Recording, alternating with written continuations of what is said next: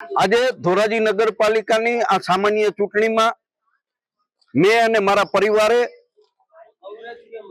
અમારા બૂથ ઉપર સાથે મતદાન કર્યું છે। 101 વર્ષના મારા માતુશ્રી એની જિંદગીમાં એમને જેટલી પણ ચૂંટણીઓ સ્થાનિક સ્વરાજ્યની ધારાસભાની લોકસભાની ચૂંટણીઓમાં મતદાન કર્યું છે અને આજે પણ એમનો આગ્રહ હતો કે મારે મતદાન કરવા જવું છે, એમને મતદાન કર્યું છે।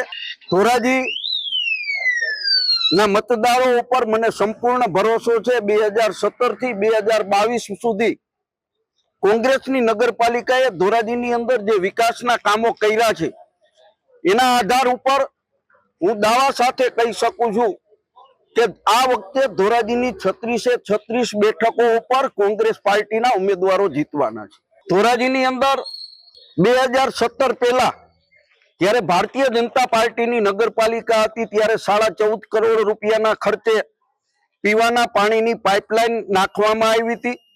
નગરપાલિકાએ સ્થાનિક ધારાસભ્ય તરીકે એમની વિજિલન્સ તપાસ કરવાની પણ અમે માગણીઓ કરી છે, પરંતુ ભારતીય જનતા પાર્ટીના જે કોન્ટ્રાક્ટરો હતા અને એને જે ભ્રષ્ટાચાર આદર્યો હતો, સરકારે પણ એ બાબતની ગંભીરતાથી નોંધ લઈ 2017 ની અંદર ગુજરાતની અંદર ભારતીય જનતા પાર્ટીની સરકાર હોય, ધોરાજી નગરપાલિકા ભારતીય જનતા પાર્ટીની હોય, ત્યારે સરકારે અયોગ્ય શાસક ગણાવી ભ્રષ્ટાચાર ના આક્ષેપો સાથે ધોરાજી નગરપાલિકાને સુપરસીડ કરી હતી અને એના પાપે આજે ધોરાજી દર 4 દિવસે પાણી મળી રહ્યું છે।